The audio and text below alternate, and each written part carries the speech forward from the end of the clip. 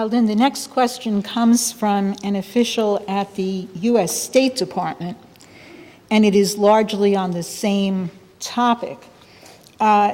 She writes, Mr. LaRouche, we recently participated in a discussion on the current crisis of the euro and of the crisis in Greece, and one of the people who gave a presentation was the economist Joe Stiglitz, who I believe you are familiar with.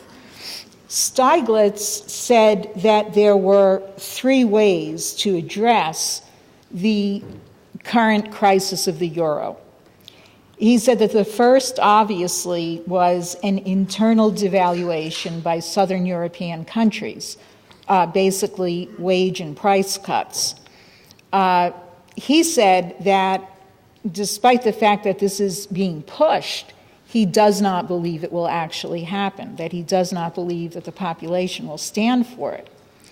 The second alternative, he said, would be for Germany to exit the Eurozone, or to split the Eurozone into a northern and southern hemisphere.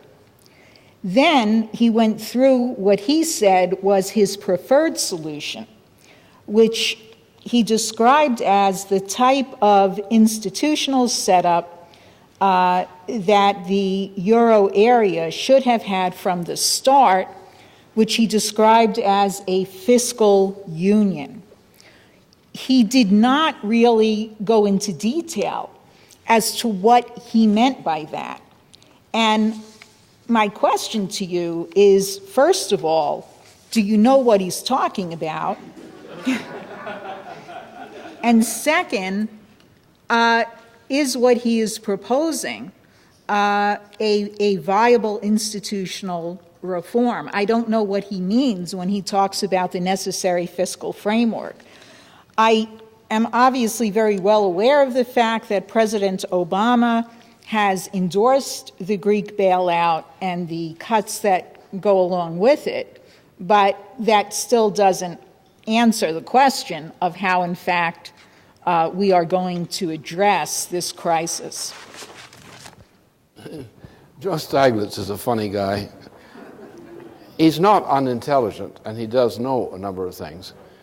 But the problem is we don't know what constituency he's voting for. And most of the ones he votes for are fictitious. So it's a difficult, since he's voting for systems that don't exist and will never exist.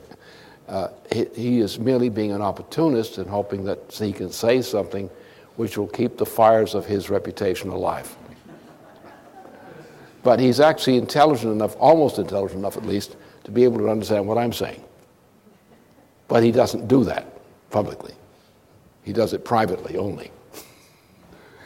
That's the answer. There's no simple thing. It's most of these fellows who are, there are people out there who, like Stiglitz are more or less intelligent. They don't have much in the way of principles, and they have, as the three questions indicate, the principles are rather doubtful and some are mysterious. So there's not much to say about it. These guys are clever, as I say. You have to acknowledge that, but then you have to say they're useless.